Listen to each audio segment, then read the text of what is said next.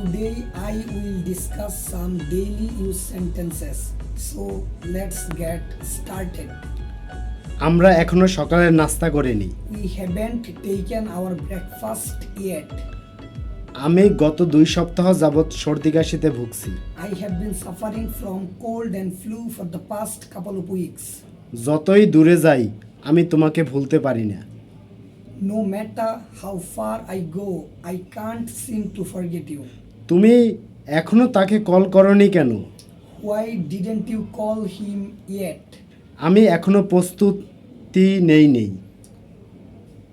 I haven't taken my preparation yet.